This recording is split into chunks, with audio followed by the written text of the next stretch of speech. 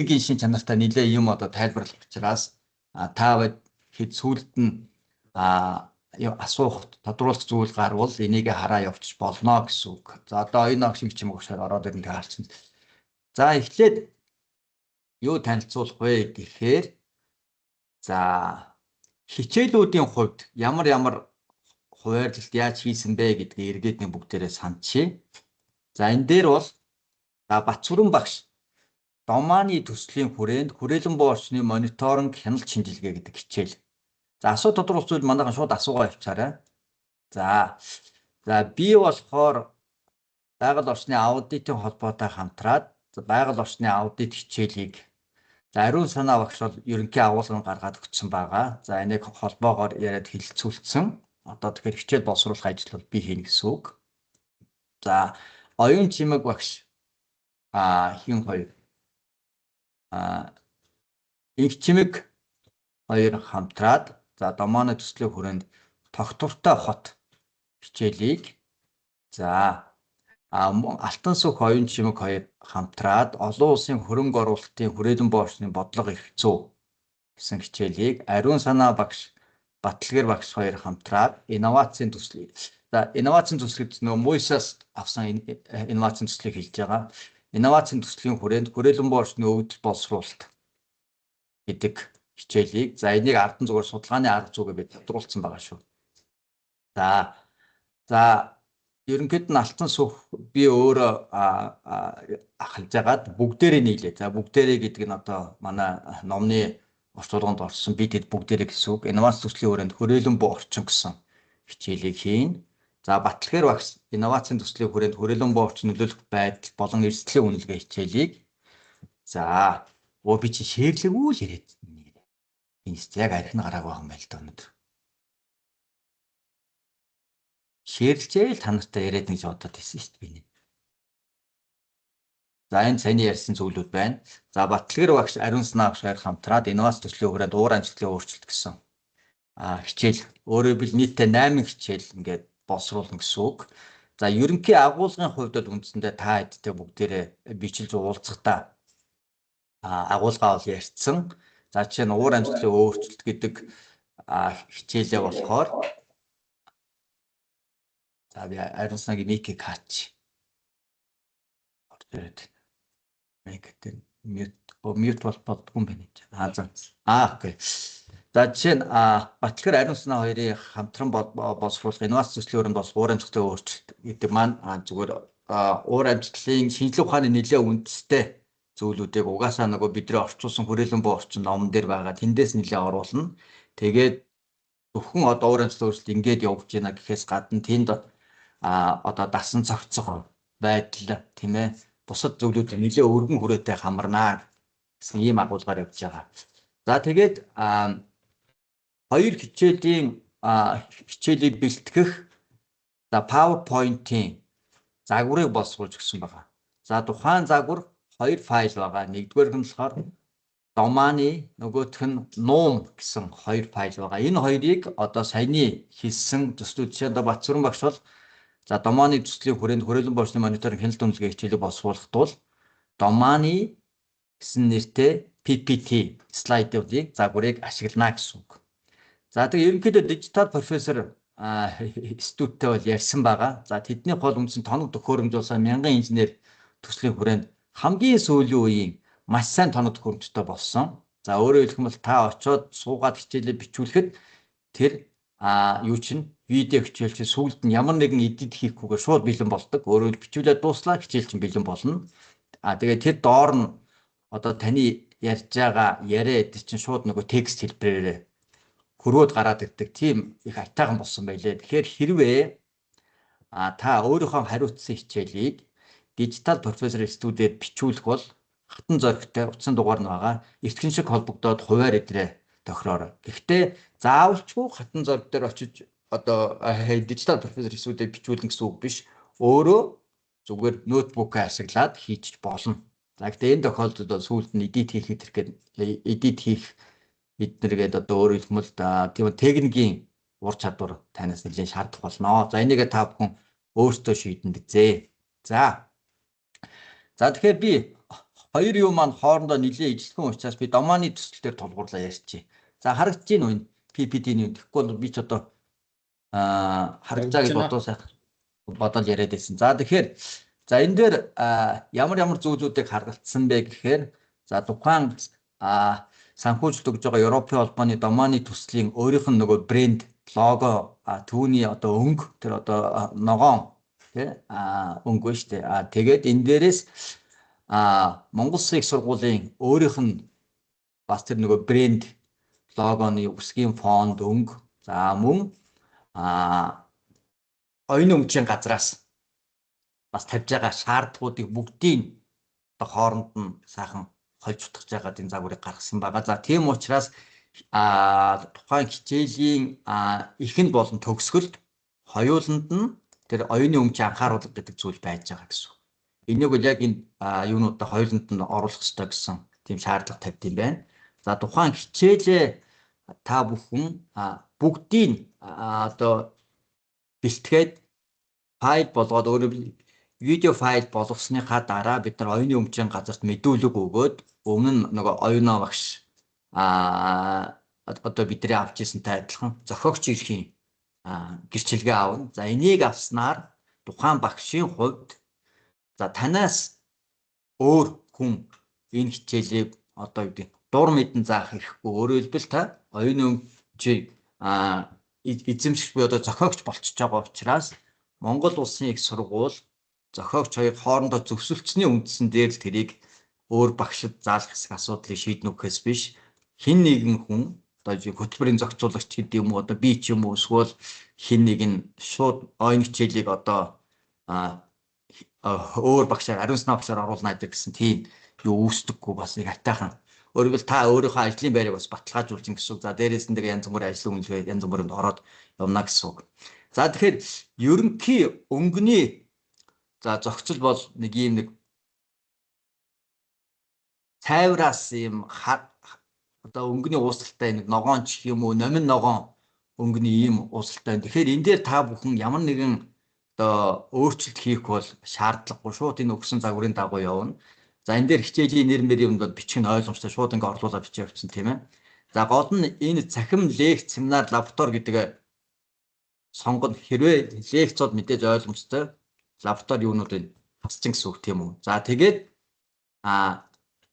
тавьж байгаа шаардлагын дагуу нэг хичээлийг одоо нийтдээ 30 минут ч юм уу эсвэл 45 минут эсвэл нэг цагийн бичлэг байлаа гэхэд 15 минут таарна. Гэтэ яг 15 гэсэн үг биш. Ойролцоогоор 15. Агуулга харж агаад 18 пэйж болно, 20 ч болно. Эсвэл зарим нэг бичлэг нь 12, 3 ч пэйж болно. Тийм урттайгаар хуваана. За тийм учраас хэддүгээр хэсэг юм бэ? Тухайн захим лекц лаборатори чинь 1-р хэсэг юм уу, 2-р хэсэг юм уу гэдгээ тоогийг солиод хичээлийнхаа сэдвийг тавиад явна гэсэн. За тэгээд эхний нүүр хэсэг дээр нь за түлхүүр үгүүд байна. Тухайн хичээлийн сэдвийн хүрээнд зарагдах хамгийн гол ойлголтуудыг илэрхийлэх түлхүүр үгүүдээ бичнэ. За тэгээд өөрийн чинь огнэр зураг тэгээд энэ линк орох ёстой. За жишээ нь Батцууран багшийн хувьд одоо өөрийнхөө хүрээлэн боочны мониторинг хичээлийн линкийг үүсгээд онлайн номуудаар үүсгээд тэгээд энэ линкээ эндээ оруулна гэсэн үг. За мөн тэр доор нь бичсэн байгаа тэр домоны төслийн болон за Монгол Улсын их сургууль болон за тухайн зохиогчд оюуны өмчөнд хадгалагдж байгаа гэдгийг илэрхийлсэн англи монгол бичгэл байна. За энэ дээр та бүхэн анхаарай. Энэ нэг за хамгийн доор нь байгаа 2025 МОИС бүх эрхийг хуулиар хамгаална гэдэг нь хэвээрээ байна. Энэ алтан сүх гэдгийн оронд та нар солино гэсэн үг шүү. Би нөгөө жишээ болгож энийг солихдоо болохоор нөгөө юу руу мастер слайд руугаа орно. Мастер слайд руу оронгуудаа за жишээ нь одоо үгүй. За Батцууран багш одоо дангаараа хичээл боловсруулах юм бол за Д Батцууран гэж ард нь яах нь тэр тасал юутайгаа миний нэрийг тэр 3 цаг эдтэйгээ устгаад бүх эрхийг хуулиар хамгаасан гэдэг. За хэрэв 2-3 багш хамтарч боловсруулах юм бол тэрийгээ 2-3 багшийнхаа нэрийг хамтд нь бичиж явна гэсэн үг шүү. За ийм зүйл. Тэгэхээр одоо бүх хичээл дээр миний нэр байна гэж битээ ойлгоороо тухайн хичээл боловсруулсан багшийн нэр л байна гэсэн үг шүү. За тэгээд энд ерөнхийдөө тухайн хичээлийн за энд бичсэн байгаа хичээлийн сэдвийн хүрээнд заагдах агуулгуудаа бүгдийг бичнэ. Агуулгуудаа.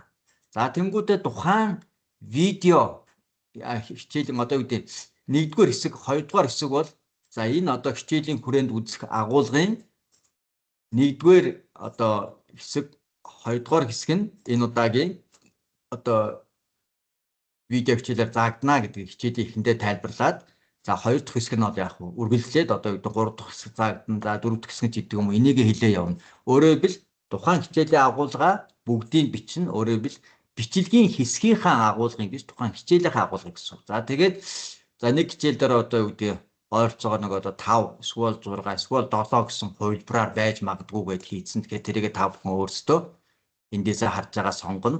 Нэмэх шаардлага гарч магадгүй. Хасах шаардлага гарах юм бол ялгаагүй энэ луг орж байгаа тусдах чинь гэсэн үг шүү дээ, тийм ээ. Ингээд явчихна гэсэн.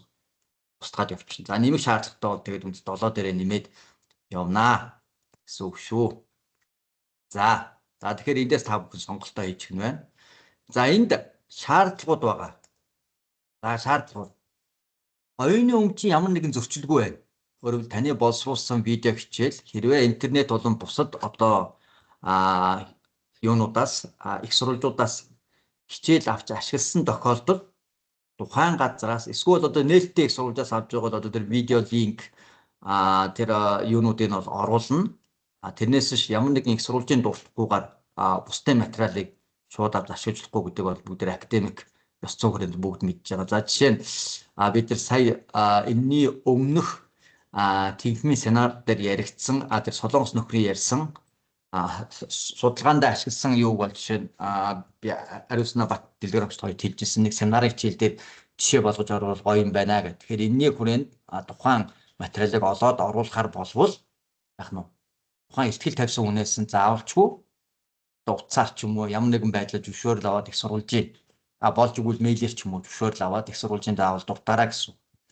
За хоёр дахь нь оюуны өмчийн анхааруулгыг оюуны өмчийн анхааруулга бүхий слайднд тийм дуу дүрс ямар нэгэн байдлаар оруулахгүй. Өөрөөр хэлбэл хамгийн эхний болон хамгийн сүүлийн энэ слайдуудад та оюуны өмчийн анхааруулгын инфо контент нийтэр гэл тэрийг ерөөсөө уншиж яах шаардлагагүй. Энэ бол нэг ойролцоогоор нэг яг нь за нэг хэдэн секундч байдیں۔ Тэ нэг 33 урт биш. Та өөртөө яач нэз ойролцоогоор нэг 10 секунд ч юм уу харуулаад өнгөрөхөд болно гэсэн үг. За энэ дээр ямар нэгэн дуу дүрс бол оруулдаггүй юм байлээ. За 3 дугаарт нь за багш өөрийнхөө дүрсийг слайдн дээр заавал оруулна. Багш өөрийнхөө дүрсийг. Гэхдээ ингэж оруулахдаа слайдны дэвсгэр өнгөтэй ижилхэн байна. Өөрөөр хэлбэл та за студид бичүүлэх юм бол тэд нар ч өөрсдөө янзлаад өгчнө. Магадгүй та өөрөө одоо ноутбукныхаа юм уу компьютерийн камерыг ашиглаж хийж байгаа бол хойтлын фон чинь одоо цулгаан өнгөтэй байж байгаад сүүлд нь тэрийгэ устгадаг юм уу эсвэл яадیں۔ За цав цагаан өнгөтэй фон дээр бичдэг юм уу нэг ийм гаргана. За хэрвээ та бүхэн яг энэ слайдуудын фоныг харах юм бол за цав цагаан өнгөтэй бол биш байгаа нэгдэг баг зэргийн нэг сааралдуу өнгөтэй байгааг анзаарч байгаа. Тэгэхээр одоо та өөрийнхөө дүрсийг орууллаа гэж бодох юм бол энэ дээр яг. За жишээ. За би нэг жишээ болгоод нэг зураг оруулах гэдэг үзье. За яа. За нэг өөрийнхөө нэг церемонтой зургийг аваад. За жишээ нь одоо юу гэдэг энэ нэг за чип зураг байна тийм үү. Энэний үед артлын фон одоо цагаан учраас асуудалгүй. Гэхдээ өнгөн зөрөөд байгааз энэ тохиолдолд яах вэ гэхээр за set нөгөө transparent color буюу нөгөө яах өнгөийг сонгоод энэ функцээ сонгоод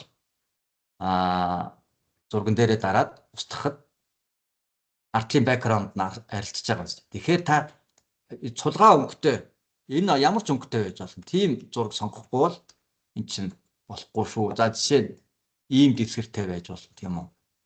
За ийм дэвсгэртэй байлаа гэхэд яах нь вэ? Ахаа саяныхаараа орлоо.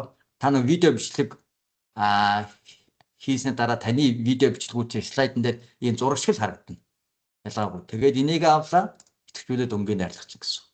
Тэр ийм байдлаар болно. Тэгэхээр слайд болон дээр тухайн багшийн нүүрний хувирал яриа эдэр нь харагдах ёстой учраас бүгдээрээ зургуудаа оруулна. За ялангуяа манай өмнөх хичээлийг боловсруулж явах үед манай эмэгтэй багш нар бас өөрсдөө гоо сайханд бас их анхаарад үсээ янзлаагүй тгээгүй ингээгүйгээд бас зарим нэг юмудаа оруулахгүй байсан. Тэгэхээр одоо бол тийм юу байхгүй. Яг л Монгол Улсын их сургуулийн цахим сургалтын журам шинжлэгдээд илүү интерактив хүний анхаарал татах хэмжээнд хийхин тулд тухайн багш өөрөө заавалчгүй дүрсээ слайдн дээр оруулдаг болж байгаа тийм өөрчлөлт орж байгаа учраас энийг оруулж байгаа шүү. За харин хичээлийн нэр бүхий слайдын бичлэгийн үед багшийн дүрс орохгүй. За хичээлийн нэр бүхий слайд гэдэг нь хамгийн эхний 2 дахь слайд гэсэн. Энэ дээр бол та өөрийнхөө хамгийн артайхан эсвэл хамгийн муухай хамгийн хөөрхөн зураг оруулж таарах байх. Энэ дээр угаасаа таны зураг орцсон учраас та дахиад өөрийнхөө тэр ярьж байгаа дүрсийг оруулахгүй гэсэн үг. За аль болох текст багтаа хийнэ. Өөрөөр хэлбэл одоо юу гэх за манай зарим багш нарын хувьд ялангуяа за одоо яг зөв би жишээ болгоод хэлье. Уур амьсгалын өөрчлөлт гэж юу вэ? Энэ яадаг вэ гэд бүтэн слайд дүүрийн бичиж тэрийг хараад уншаад байвал энэ бол яг нь маш уйдгартай болж хуурна. Тэгэхээр хамгийн гол ойлголт одоо тодорхойлт идрэл одоо текстээр оруулахаас бусдыг нь бол яг нь аль болох жишээ, зураг, тэг хөдөлгөөнд тийм интерактив дүрслэлээр оруулаад тэрийгээ гоё одоо тайлбарлаж ярих хэрэгтэй. Аль болох текст багтаа хийхийг хичээн шүү гэж хэлмээр байна. За өөрөөр хэлбэл яагаад энийг хэлээд байна гэвэл одоо энэ боловсруулж байгаа нийт 8 хичээл. За би тэрийг та бүхэнд харуулах. 8 хичээл хичээл болон хааш орч. За хичээл болон энэ дээр өмнө нь боловсруулсан хичээлүүдийг нийлүүлээд бид нар одоо нөгөө хийж байгаа нөгөө цахим юугаа яа гэсэн үг. Хөтөлбөртэй ашиглах учраас бас хөтөлбөрөө хичээлээ сонирхолтой болох үүднээс ийм яаж байгаа шүү. За жишээ нь би хөтөлбөрийнхөө ерөнхий агуулгыг бол гаргацсан. Ингээ харахад жишээ нь за хүрээлэн боочны өгөгдөл боловсруулалт гэхүү, статистик боловсруулалт гэхүү яг хуу тухайн хичээл боловсруулж байгаа багш маань хичээлийнхаа нэрийг бол өөрчилж болно. Жишээ нь одоо за манай Ариун санаа Батлгэр хоёрын боловсруулах хүрээлэн боочны өгөгдөл боловсруулалт хичээлийг магадгүй хүрээлэн боочны статистик боловсруулалт хийх юм уу? Ингээд оруулчих болно. Зөвхөн би яагаад ардын судалгааны арга зүй гэж бичсэн бэ гэхээр энэ 2024 оны боловсролын яамны сургалтын хөтөлбөр тавьдаг нийтлэг шаардлагаар судалгааны арга зүй, загваршил, ёс зүй, оюуны өмч гэх мэт хичээл заавал орно гэсэн учраас би зүгээр энд нь судалгааны арга зүйгээ бичсэн байгаа. Яг тэгвэл суулт нь хөтөлбөрийн хорооч юм бус нэмаар орохоор энэ судалгааны арга зүй хаана байна гэж асуугаад байж магадгүй учраас нэг тодруулах утгаар бичсэн. Та оруулах хэсгээ өөрөө шийдээрэй. Энэ оруулах буруудахгүй байх. За тэнгуүтэй жишээ нь өмнөх уулзалтаар бид нар оюуны агшуудаар бол хүрээлэн боочны бодлого их зүй гэдэг хичээлийг боловсруулна гэж нэрээ өгсөн боловч яг агуулгаа хараад хичээлийнхаа юмнуудыг ороод ингэж өөрчлөхөөсөр болж олон улсын хөрөнгө оруулалтын хүрээлэн боочны бодлого их зүй. Тэгэхээр хичээлийнхаа нэрийг бол та өөрчилж болно гэдэг гол агуулга нэршлээ битээ алдаарай гэсэн. За тэгээ саяны ярьсан нөгөө 8 хичээлч энд байж гин. Үүнээс гадна өмнө нь боловсруулсан 2-3 хичээлийг яах нь би хүрээлэн боочны судал хөтөлбөрөөс аль нэгийг сонгож авнаа гэсэн. За тэгээ иймэрхүү бүтцтэй явах учраас бид нар нийлж ягаад бидний нөгөө одоо яриад байгаа бүрэн захин хөтөлбөрийг бий болгоно. За цааш нь үргэлжлүүлье. За текст болон зураг төрсөл нь аль болох тод ялгархгүй ч байна. Тийм одоо бүрзгээр юу төрсөлж байгааг нь мэддэхгүй тийм зураг төрсөл оруулахгүй байхыг хүсэж байна. За саяны хэлдгээр 8 дугаарт нь нэг хичээлийн сэдвийг ойролцоогоор 15 минутын урттай хэсгүүдэд хуваана. За энэ ягаад 15 минут гэж байгаа вэ гэхээр тэр хүний анхаарал нөгөө төвлөрөл одоо нийт хугацаа юм байлээ л да. Өмнөх юунууд дээр одоо өмнөх төслүүдийн өрөөнд хичээл боловсруулж исэн багш нар за манай ариун санаа орж исэн санагдаж нэг чимэг оюун авч өдөр орж исэн. Эдгээрийн хувьд бид нар бол ярьж байгаа заавалч 15 минутаар хувааж яах юм. Энийг одоо юу гэдэг бүтэн нэг цагийн бичлэгээ болгочоод тавьж идэвхтэй тэргүй энэс илүү урттай киног хүмүүс сонирхож үзээд болоод байд юм чин гэдэг гэж ярьсан. За гэвч их сургуулийн тэр дүрм журмын дагуу тэр 15 минут гэдэг нь бас утга учиртай байлээ. За тийм учраас та бүхэн 15 минутаар байна. Гэхдээ яг 15 гэж би хэлээгүй тийм ээ. 18 ч байж болно, яг 21, 22 ч байж болно. Өөрөөр хэлбэл та 45 минутын урттай хичээл байгаа тохиолдолд 3 хэсэгт хуваах юм. За тэгэхээр 3 хэсэгт хуваадлаа гэж бодох юм бол яах нь энэ дээр за цахим лекц нэг хэсэг нэг хичээлийн сэдв нь юу гэнэ үү? За нэг хичээлийн сэдв өглөө. Дараа нь хэсэг 2 нөгөө хичээлийн сэдвийн хэсэг 3 гэдэг ингээ явах нь тийм үү. За тэгээд энэ болгон дээр та бол за өмнөх одоо ингэж үтсэн хичээлийн одоо 2 дахь хэсэг нь явж байна. Энэ дээр гэмгүүтээ би ийм агуулгын хичээл орно гэдэг ингээ тайлбарлаж явах нь шүү дээ. За энэ болгоныг бол та бүхэн за хэрвээ ямар нэгэн эргэлзээ байгаа тохиолдолд хамгийн ихнийхээ сэдвийг биччихээд надад үзүүлээрэй. Тэгэхээр энэ болж юм болохгүй байх гэдгээ яачвал сүүлд нь бүгдээрээ сайжруулад явах амар. За ер нь бол яг зүгээр надад үзүүл гэдэг нь би хянах гэдэг юм биш. Үндсэндээ нөө дижитал профессор студидтэй бас үзүүлээд за бид нар ингээд хичээлүүд ингээд яг иймэрхүү бичлэгээр явах нь шүү. Одоо чанарын шаардлага хангаж гин үү, бусад шаардлага хангаж гин үү гэдэг нь хянуулаад зөвлөгөө авчих юм бол амар. Тэгэхгүй бол баахан 20-30 бичлэг хийсэн дараа буруутчвал хэцүү гэсэн. За тэгэхээр яах нь вэ? Энийг хийхдээ нэг урт бичлэгийг за одоо юу гэдэг нийт одоо 45 минутын бичлэг хийнгүүтээ шууд автоматар 15 минутаар ингэж хуваах аргыг хэрэглэхгүй. Хэсэг тус бүрт нь бичлэгээ хий. За тэгэхээр яах нь вэ? За энэ 45 минутын хичээл маань 3 ширхэг видео хичээл болно гэсэн үг. Хичээл болгоны хэсэг болгон дээр нь оюуны өмчийн анхааруулгатай хичээл болгон дээр энэ сэдв хэсгүүдээ тодорхой тайлбарлсан байна гэсэн үг. За тэгэхээр энэ бол жоохон бас нэлээд ажлын ачааллыг нэмэгдүүлж магадгүй. За энийг бол өстөр нь тайлбарсан байгаа. За нэг слайдын видео бичлэгийн хугацаа 2 минутаас хэтэрч болдгоо юм байна. Энэ стандарт. За яг 2 минутаас нэг 2 минут 30 секунд ч юм уу иймэрхүү байж болно. Зүгээр яг хуу за би багшийн нэрийг дуртахгүйгээр хэлэхэд өмнө боловсруулж исэн хичээлүүд дээр нэг слайд бүр 8 минут зөвхөн нэг слайдн дээр 8 минут яриа авчиж байгаа тийм тохиолдол гарсан. Тэгэхээр тэгэж болохгүй байх нь. Тийм олон одоо их томоохон агуулга тайлбарлахаар ор телегийн хид хідэн слайданд хувааж ярихгүй бол одоо 15 минутын бичлэгийн баг одоо тал нь зөвхөн нэг слайдн дээр яриа авчвал их нойрны болох нэ. Тэгэхээр энэ дээр нэг слайдны видео бичлэгийн хугацааны урт 2 минут орчим байх нь. За максимум 2 минут гэсэн байлээ. За гэтээ 2:30 бол байж болох байхаа. За хичээлийн сэдв бүрийн төгсгөлд тухайн хичээлийн үндсэн агуулгыг ойлгосон хэсэг баттгах 3-5 сорилын асуулт оруултана. За хариулт нь сонгох тест, нөхцөл бодлого гэдэг гэх мэт юу ч байж болно. За тэгэхээр та яах нь вэ? За 45 минутын урттай 3 хэсгээс бүрдэх нэг хичээл бичлээ гэхэд хамгийн сүүлийн 3 дахь хэсэг дээр нь л энэ сорилын асуулттай энэ слайд оруулна шүү дээ. Тэгээд нэмэлт материал гэсэн энэ хоёр слайд. Эхний 1-2 дээр энэ бол яг байх шаардлагагүй. Яагадгүй л нөгөө өмнөх тэр чинь зөвхөн нэг сэдвийн өмнөх хэсгүүд нь явж байгаа учраас тэгэхээр хамгийн сүүлийн 3 хэсэг дээр л энийг оруулна гэсэн үг. Тэрнээс хэсэг болгон дээр сорилын асуулт нэмэлт материал оруулна гэж ойлгож болохгүй шүү. Зөвхөн нэг хичээлийн сэдвээр л орно. За мөн тухайн сэдвийн хүрээнд нэмж судлах материалын жагсаалтыг хамгийн сүүлийн хэсэг дээр оруулна гэж. За энэ бол ойлгомжтой. За видео бичлэгийн чанар HD болон түүнээс дээш байна.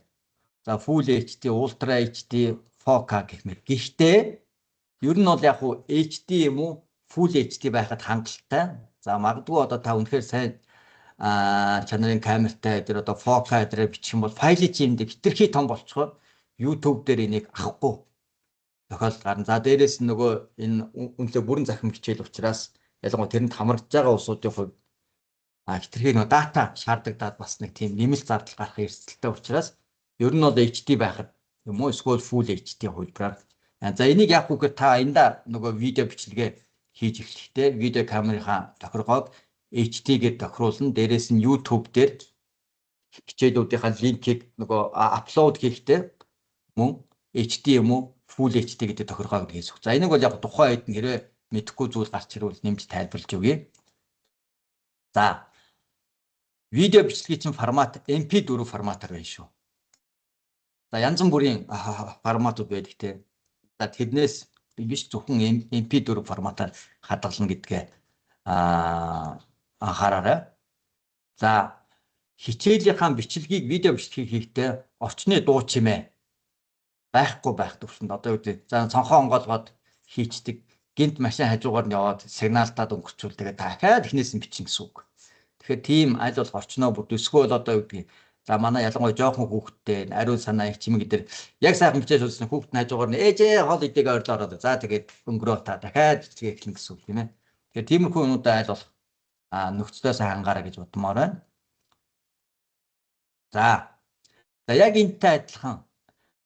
За дээрх агуулга 1-6 гэсэн хэсэгт бүтэн агуулгын нэрийг бичин. За энийг би тайлбарлалчээ. За энэ одоо өөрөөр хэлбэл та уг хичээлийн цаа агуулга хэрвээ нийтээ 5 ийм юунаас бүрдэх юм бол агуулгаас бүрдэх юм бол та эндээс энэ 5 таа хэсгийг сонгоод бусдыг устгах гэсэн үг тийм үү? За хэрвээ 4 бол яа нэмж болно. Эсвэл одоо 7 бол нэмээд явах боломжтой. За энэ дээр яах вэ гэхээр за жишээ нэг MS-ийн зорилгогүй эндээсээ copy paste хийгээл тавьчих гэсэн үг шүү дээ. Энэ дээр. За тэгээд энийг оруулахаар нэг жоохон нэг ийм гад ийм хөө техникийн ур чадвар бол та бүхэн өөрсдөө хангалттай явах. Магадгүй энэ дээр ингээ харахаар самууршдахгүй байвал автоматар та энэ яг өндрийг ерөөсөө өөрчлөхгүй 0.24 зөвхөн уртыг нь за 3 болгочих. Дөнгөд нөгөө хэд нь автоматар ингээ шахагдаа явчихна. 3 2 хидж байж болно. Тэгэхээр ямар ч бүтлэн уншигдахаар ийм агуулгатай болгоод явчихна гэсэн. За магадгүй бүр 8 идэр гарах шаардлага. За одоо магадгүй за 4 болохоор бол энийг устгачвал мөн автоматар ингээ 4 болоо явчихна тийм үү. Тэр нийт урт нь багасгүйгээр ингээ зайнууд нь яачна. За нэмэх шаардлага гарлаа гэж бодъё. Магадгүй 8 болоод энэ дээр яах нь вэ? Хамгийн сүүлийн 7 дээр нь очлоо. Smart Art Design гэдэг дээр Edge Shape After ингээд нэмчихсэн. За тэгэхээр өөр өнгө дээр ороод ирэх. Магадгүй энийг энэний өнгийг яаж өгөх вэ гэхээр за би танд гоё юм зааж өгнө. Shape Fill гарлаа. Eyedropper функцийг авлаа. Хамгийн сүүлийн ногооноо дарлаа. Тэгэхээр өнгө ингээ автоматар ороод. За тэнгууд энэ нэг ягаан болоод ирсэн чинь энэ яах нь вэ? Shape Outline Eyedropper дарлаа. За ингээ өнгө нь орчих. За тэгэл энэ дээр агуулга 8 9 видеод ингээ бичиж явчихна гэсэн тийм үү. За ийм байдалтай орж ирнэ. За тэгээд энийг би сая хэлсэн хамгийн сүүлийн хэсгээр сорилны материал орно. За тэгээд их сургуулийн логотой энэ дээр бол шаардлагагүй. За гэхдээ энэ хичээлийн нэр сэдв гэсэн хэсгүүд байна шүү дээ. За эдгээр чинь бол шууд юугаар өөрчлөгдөхгүй та муу ялгаагүй master slide руу орох шаардлагатай болох баг. View master slide орлоо. Хичээлийн сэдвчийн үеийн бичлээ хэсэг 1 ингээ явна гэсэн. За тэгэхээр шууд өөрчлөгдөхгүй байгаа юмнуудыг магадгүй та яах нь master slide руу орж жагаад өөрчлөх юм. Бусдын дээр нь ямар нэг өөрчлөх шаардлага. За энэ бол үндсэндээ доманы одоо төслийн хүрээнд хийгдэх хичээлүүд. За нөгөөх нь бол ерөнхийдөө яг адилхан зөвхөн Европын холбооны лого хасчихсан ийм Монгол Улсын их сургуулийн инновацийн төслийн хүрээнд боловсруулах хичээлүүд энийг ашиглана гэсэн үг. Яг адилхан. Гол нь юу л байхгүй. Европын холбооны лого байх. За ийм зүйл байгаа. За энэ хоёрыг тайлбарлах. За энийг хийхэд тулд та бүхэн харах юм бол энэ Монгол Optima гэдэг үсгийн фонд нь Монгол Улсын их сургуулийн одоо бүх энэ одоо захим контент энэ ерөнхийдөө брендэнд ашиглагддаг юм байна. Монгол Optima. За тэгэхээр энэ үсгийн фонд бол үндсэндээ та нарын компьютер дээр бол байхгүй байгаа. Тэгэхээр энийг эхэлж суулгах юм байна. За энийг яаж суулгах? За би энийг яаж суулгах вэ гэхээр та бүхэнд илгээсэн мэйл дотор үсгийн 4 фонд байгаа. Монгол Optima энгийн буюу нөгөө энгийн текст bold, italic bold гэсэн энэ 4. Энэ 4 та бүхэн яах вэ гэхээр маш амархан. За C дискэн дээр очлоо. C дээр очлоо. Windows Fonts гэдэг хэсэг рүү ороод энэ дээр copy paste гэж тавьчихна. Тэнгүүд тухайн фонт чинь суучна. Тэрнийхээ дараа та бүхэн саяны файлуудыг нээвэл Монгол гэдэг юу автоматар идэвхжээ явах нэ. Энийг суулгах нь бол хялбархан шүү гэж хэлмээр байна. Даавч юу яри гэж бодчихлоо. Ингэн. За хичээлийн за энэ юунуудаа ингээ ашиглах нь. За одоо хичээл маань захим хичээлийг ямар процедураар хийх вэ? За нэлээ олон алхамтай. За өмнө нь хийж исэн оюунаа огш ариун санаа эдгээр бол гадарлах байх. За гэхдээ эргээд нэг сануулчих. За тэгээд энэ бичлэг болоо үлдэх учраас мартсан сансан юм байвал та бүхэн бичлэгээ харна үз. За ерөнхийдөө хичээл болгон 3 кредит цагийн багтаамжтай байна. 3 кредит цаг Монгол юугаар энэ чинь шүү дээ. Монголоор 3 кредит гэдэг маань Европын 6 кредит гэсэн үг. Би энэ дээр солиоч. За тэгэхээр яах нь вэ?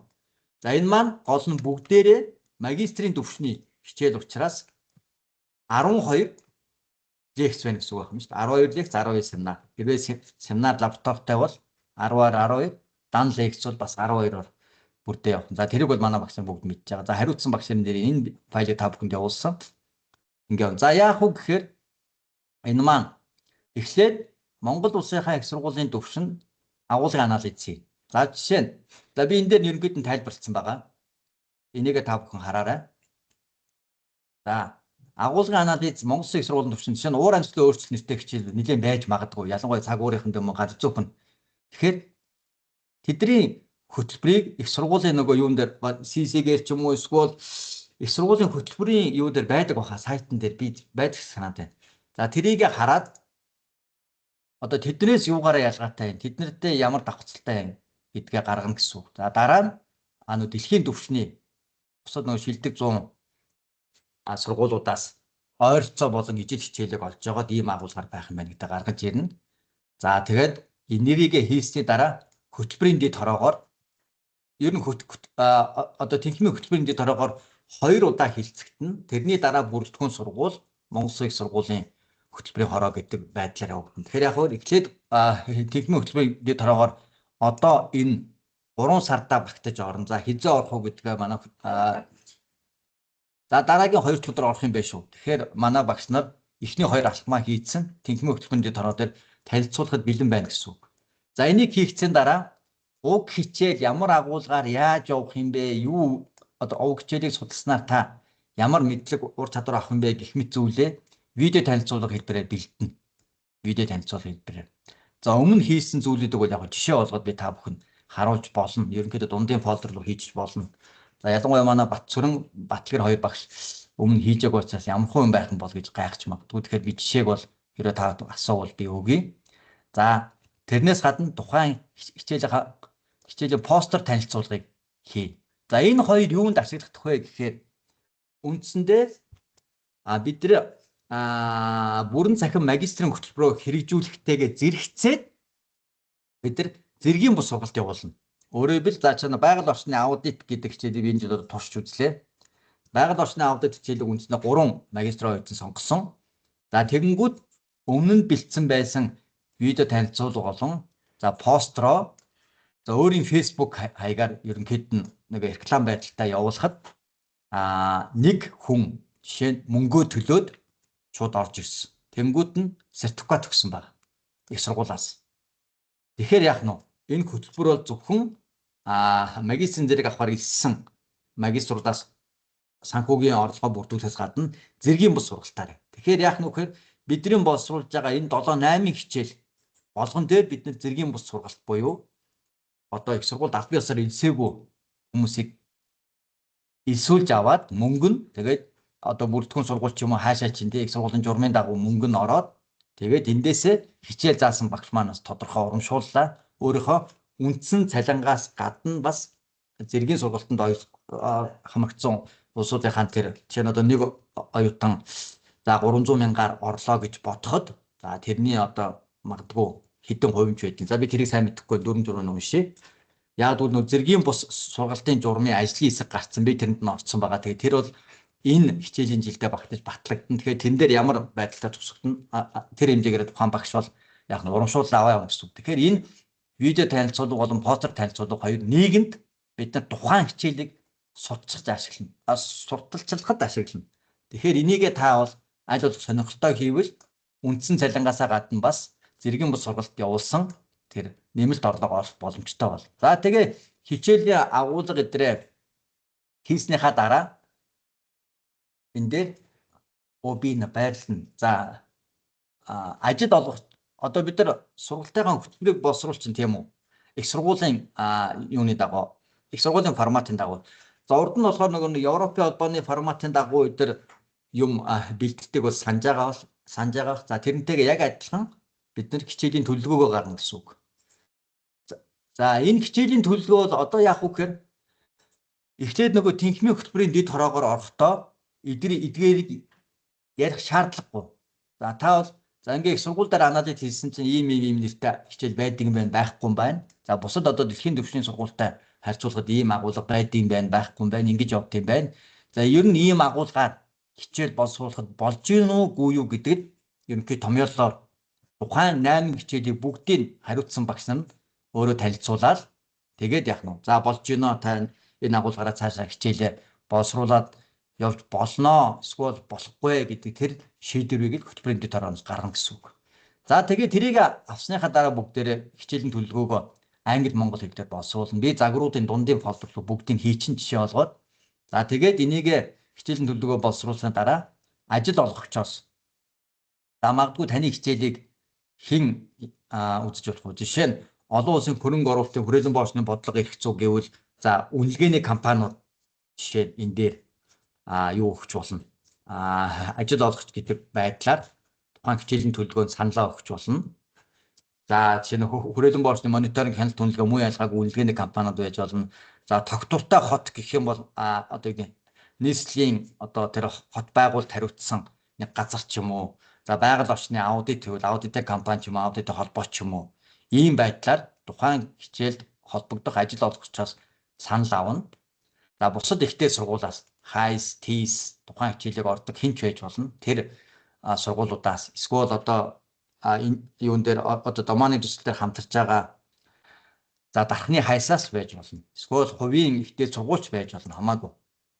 Эндээс сургуулиас санал авна. За тэнхмээсээ бид нар тухайн санал авна. За энэ дээр нэг зүйлийг хийх хэрэгтэй юм байна. За эх 2 дахь өдөр болох тэнхмийн хөтөлбөрийн дэд хороон дээр тухайн боловсруулж байгаа хичээл тэнхмээс хэн одоо ревю хийх гэж ярьдаг тийм хийх үү гэдгээ бас шийдэх хэрэгтэй байна. Жишээ нь за хүрээлэн боочны хяналт үнэлгээ хичээлийг за Батцүрэн багш боловсруулж байгаа тохиолдолд Батлгэр энэ дээр юу өгөх боломжтой. Эсвэл Санамдаг багш ч юм уу тийм хэн нэг нь энэ дээр яах нь одоо тэнхмээс томилогдоод тухайн боловсруулж байгаа хичээл дээр нь бас одоо саналаа хэлж ревю хийн гэсэн үг.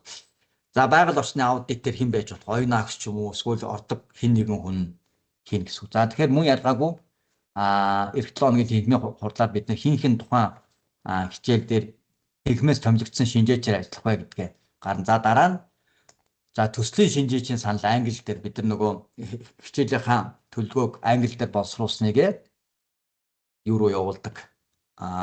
Одоо төсөлтэй хамтарч байгаа тэр Болгар ч юм уу, Эстони ч юм уу, Италийн багш нар руу явуулаад нөгөөд нь үзэж байгаа саналаа авдаг. За ингээд эдгээр саналын дагуу сайжруулалт хийх шаардлагатай бол сайжруулад тэгээ сайжруулалтыг хүснэх тэр зүйлийг хийдэг. Тэрийгээ хийгээд явна гэсэн. За үүнээс гадна тухайн хичээлээ боловсруулахдаа бид нар унших болон нэмэлт материалуудаа бүгдийг цуглуулдаг байгаа. За хичээлийн ямар хэрэглэгдэх хүн байх юм. За жишээ нь хүрээлэн боочны мониторинг хяналт шинжилгээ хөтөлбөр дээр одоо ямар нэгэн за жишээ нь ArcGIS програм ашиглах шаардлагатай байд юм уу? За эсвэл одоо юу гэм ямар юунд дээр за хүрээлэн боочны өвд боловсруулалт хичээл дээр SPS ч юм уу, Excel ч юм уу ямар тийм програм эсвэл өөр юу байдгийг тийм тэр хэрэглэгдэхүүнүүд бол бүгд бэлэн байх ёстой. За шалгалтын сангаа бүрдүүлсэн. Шалгалтын сан юунаас бүрдэх вэ гэхээр хичээл болгоны сэдв бүрийн төгсгөлдөх сорилын асуултууд, явцын шалгалт, удирдлагын шалгалт бүгд орно.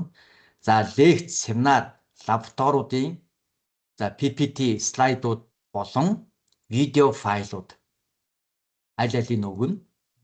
За тэгээд захин хичээлээ онлайн номуудаар байршуулсан байна. За заах сурах материал буюу teaching and learning материал гэдэг. Өөрөөр хэлбэл энэ бүх хийсэн зүйлүүдэд нэгтгээд одоо хуучнаар бол хичээлийн конспект гэж хэлдэг байсан. Одоо бол тэрнээс арай дэлгэрэнгүй зүйлийг Европын стандартын дагуу хийн. За нэг жишээ болгох тухай үед харуулъя. За энэ бүхнээ хийсний дараа үндсэндээ энэ за teaching and learning материал буюу 18 дахь материалаа яг бол энэ дотор чинь хичээлийн төлөвлөгөө тэр бусад хүмүүсээс хэлсэн санал бүх юм чинь орчих учраас яг энэ материалаа техникийн хөтөлбөрийн дэд хороогоор дахиад оруулна. Тэгэхээр энэ маань яах нь энэ хичээлийн жил хаагдахаас өмнө буюу нэг ойролцоогоор нэг 6 сар тийм үү 5 сарын сүүлээр орч таарах байх. За энийг оруулна. За тэгээд тухайн техникийн хүрээнд батлагдаад ингээд цаашаа бүрдгэн сургууль төлөв явна. За тэгээд үүнээс гадна тухайн ажлаа хийсэн захин хичээлээ. За захин хичээлийн бүтцийн мэдээлэлгээд зүгээр нэг ганц Word-ийн файл байгаа. За тухайн онлайн номуудаар хийснийгээ шууд экспорт болгоо гаргахдаг тэр файл. За ямар нэгэн байдлаар онлайн номуудаар таны хичээл одоо гацах юм уу, сайжруулалт хийх юм уу? За санаандгүй байдлаар мэдээллийн сангаас устгагдсан тохиолдолд энэ экспорт хийсэн файлаа буцаагаад импорт хийнгүүт нөгөө хичээл үтсэн яг таны боловсруулснаа буцаа гараад ирнэ. За тэгээд тухайн хичээл орох тохиолдол болгоно сургалтанд хамрагдсан хүний тоогоо гаргаж өгдөг. За энэ бол бидний хийж байгаа хөтөлбөр маань урдсан. За ер нь урдсан ч яг ерөнхийдөө эрг хичээлийн жилийн өвлийн эсэлт хэсэглэн гэсэн. Өөрөөр хэлбэл 2026 оны 2 сараас эхэлж хичээл заагдана. Тэгэхээр улирал болгондоо сургалтанд хамрагдсан улсуудаа зэргийн болон зэргийн бусаар гаргаж өгөөд за хичээл заасны дараа тухайн сургалтанд хамрагдсан улсуудаас дахиад санал асуулга авна. Энэ хичээлийн агуулга болж гин үү? Та нар өөр юу нэмж үзмээр байна ямар. За тэрнийхэн дагуу сайжруулалт хийх бол сайжруулалтаа хийгээд ингээд эцсийн вариантаар бид нар за багш оюутны бишээ юу лээ? Багшийн хөгжил ямар юмны төв ингээд актаар хүлээлгэж өгдөг. Өөрөөр хэлбэл их сургуулийн өмч болгож өгнө гэсэн. За тэгээд энэ болгоныгоо хийсний дараа энэ акт гарсны дараа бид нар энэ алхам дээр нь бичээг байгаа боловч оюуны өмчийн газарт буюу эх оны одоо 6 сараас өмнө бүх хичээл бэлэн болчлоо гэж бодоход энэ жилдээ багтаад оюуны өмчийн газарт за яг бүгдийг гэхгүйгээр ерөнхийдөө 8 хичээлүүд оюуны өмчийн газар руу нэг одоо явж зохиогчийн ихний патент аавна. За тэн дээр бол нэлээд уддаг. Ягаад гэвэл оюуны өмчийн газар бүгдийг шалгаж үзсэн нэлээд болно. За тэгээд тухайн хичээл дээр өгөх боломжтой гэж үзээд оюуны өмчийн газар шийдвэр гараад зохиогчийн эрхийн гэрчилгээгээ авах юм бол за би зөвхөн жишээ олгоод харуулъя. Зохиогчийн эрхийн гэрчилгээгээ авах юм бол энэ дээр бид нар дараа нь хөтөлбөрөө яах нь хөтөлбөрөө бид нар оюуны өмчийн газраар баталгаажуулна. За нэг иймэрхүү юм гарна. Жишээ би өмнө юун дээр яасан байна. За зохиогч гэдэг дээр тухайн юу орно. Жишээ энэ дээр нөгөө үргэлжлэн борсон судалгааны судалгаан зайны санд гадсан мэдээллийн систем хичээлийг за лекцийн хэсгийг би бэлдсэн. Лаборатори хэсгийг инхүүр бэлдсэн учраас битэрийн хувьд яг зохиогч гээд хоёулаа орно. За эрх эзэмшигч гэдэг нь бол энэ бол үндсэндээ зохиогч буюу тэр одоо видео хичээлүүдийн хийсэн үн та гэсэн. Эрх эзэмшигчдэр нь Монгол Улсын сургууль болон зохиогчд бүгд өөрсдөө бичигдэнэ. Тэгэхээр яах нь энэ бол өмчийн хувьд Монгол Улсын сургууль болон зохиогчд хамтран эзэмшнэ гэсэн үг. Тэгэхээр би энэ бичлэгээ өмнө хэлээд байсан. Одоо тухайн хичээлийг буюу хүрээлэн боорчны хяналт үнэлгээ гэдэг хичээлийг Батсүрэн багшаас өөр хүн заах хэрэггүй болчихдог гэсэн.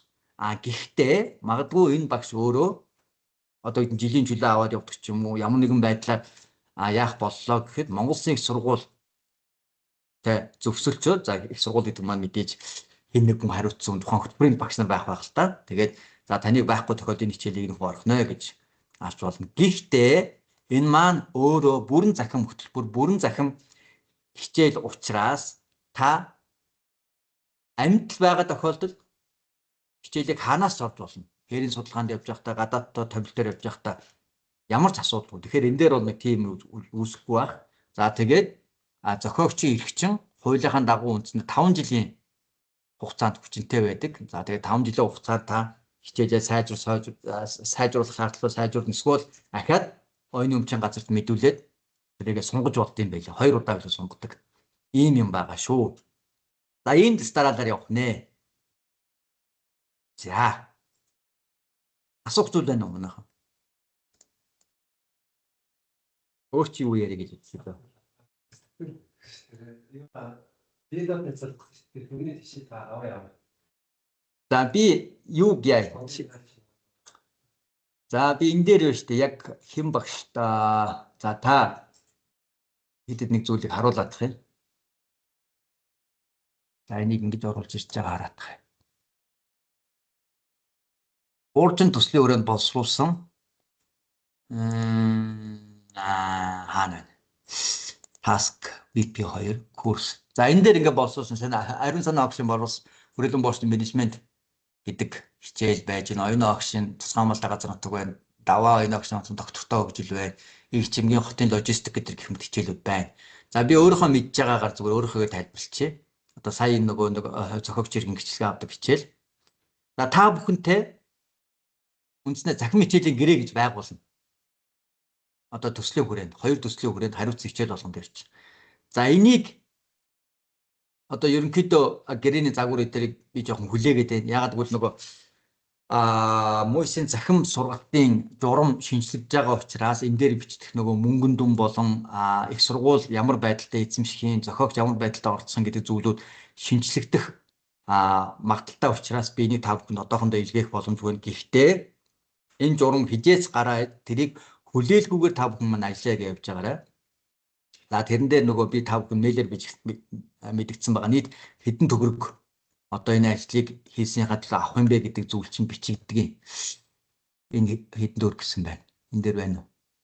За одоо тэр мөнгөн дүн өдөр маань их сургуулийн багшийн цалин нэмэгт. За энийг бол жишээ нь өмнө нь бол яаж ирсэн байна? 3 сая төгрөг нэг хичээл боловсруулалт өгч байгаа. Одоо цалин нэмэгдэж байгаа учраас хэд болох юм? Тэрийг харна. Тэр нь нөгөө үндсэндээ багц цагийн хэмжээгээрээ лекц, семинар, лаборатори нь ямар ахын гэдэг энээс хамаардаг зүйлүүд байгаа. За би энэ дээр та бүхэн саяны хэлдгээд юуг харуулах юм? Ямар хуу зүйлүүд байх уу гэдэг жишээ болгоо оруулчихна. Ажил олсон. За видео танилцуулга маань. За видео танилцуулга бам. Энэ баг шиг байна. За YouTube дээр оруулсан. Тань чинь 17 минут юм. За эдрийг ингээд жишээ болгоо оруулсан. За тэн дээр ийм хичээл ингэж яа. Одоо өөрөөр бил нөгөө сургалтын төлөвлөгөөн дээр бичигдсэн зүйлээ л ярина гэсэн үг. Гэхдээ энийг илүү сонирхолтой байдлаар та бүхэн хийж болно. Ингээд. За ийм хичээлээ ингэж үзнэ гэдэг. Иймэрхүү жишээнд би бүгдийг та бүхэнд өгчнөө. Гэж ойлгож болох нь. За teaching and learning буюу англи дээр хийгдэх нэг материал бий. За тэр маань энд байна. Заах сурах материал. За энэ байна. За энийг би ялгаагүй бас өмнөх хичээлүүдийг өгчхөөр та бүхэн хараад. Энд бол одоо та бүхний хийсэн бүх материал чинь орно гэсэн үг. За тухайн хичээлийн талаар ерөнхий танилцуулга. За заах болон суралцах материалыг бүрдэл хэсгүүл, саяны видео одоо танилцуулга. За тэгээд тэр видео танилцуулга монгол англи дээр хийсэн байна.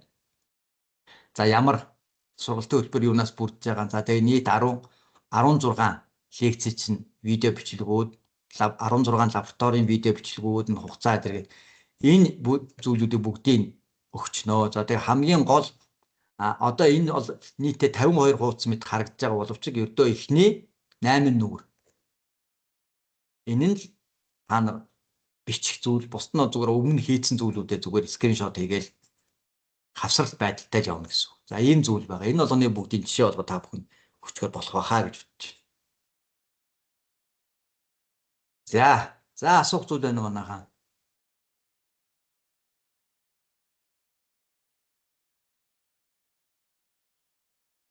Би нэг зүйл шеэрлэчихөө. За тэгдэг. Энэ дээр өрөөний төр бүснэгтэн дээр техник хөтөлбөрийн хороо гэж THL гэж авах юм байл шээ.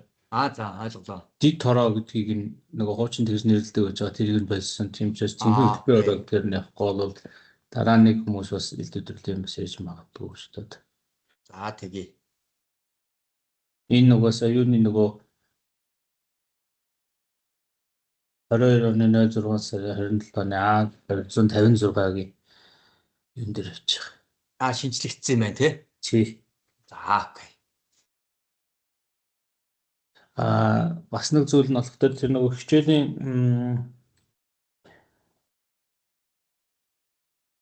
одоо хичээлийн хөтөлбөрийн одоо юуг нь бол та дараа нь syllabus маягийн одоо дараа нь ингээд түрүү ярьчих боллоо шүү дээ.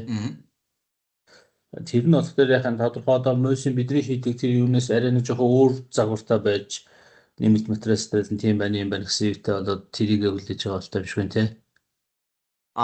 Тэр за би тэрэн дээр жишээ олго харуулах юм.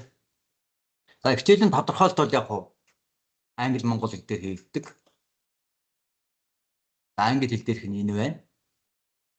За яг энэ загваруудыг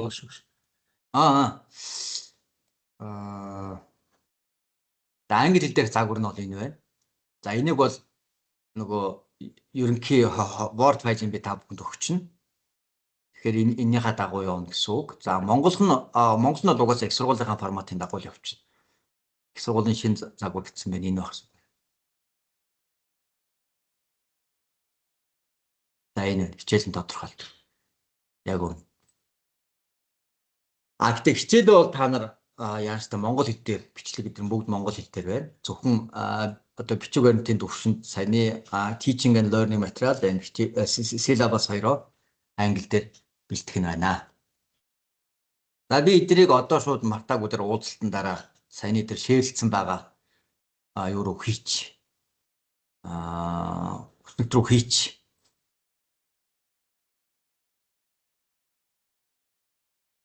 За тэгээд яг хийгээд ирэхээр ойлгомжтой асуулт зөндөө гарах байх. Тэрийн тухай болгонд нь ярилцаа явчих. За тэгэхээр дараагийн 2 өдөр бүгдээрээ техник хөтөлбөрийн хорон дээр гол агуулга нэг юун дээр бичээл. За ийм юмнуудтай харьцуулж үзэхэд манай хичээл бол ийм давхцалтай ийм давхцалгүй. Тэгэхээр энэ хичээлийг боловсруулж хийх шаардлагатай байна гэдгээ хөтөлбөрийн дөрөөнөхөө гишүүдэд танилцуулаад одоо хөтөлбөрийн дөрөөн гишүүч хэн юм бэ?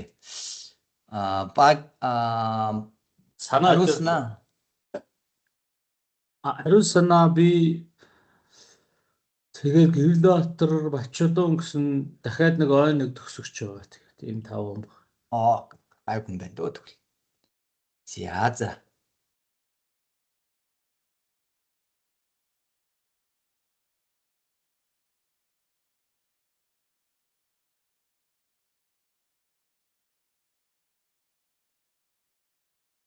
За.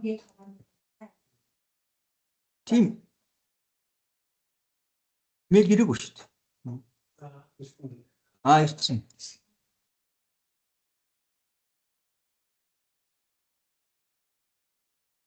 Ариун санаагийн юм юу спам руу очсон байна.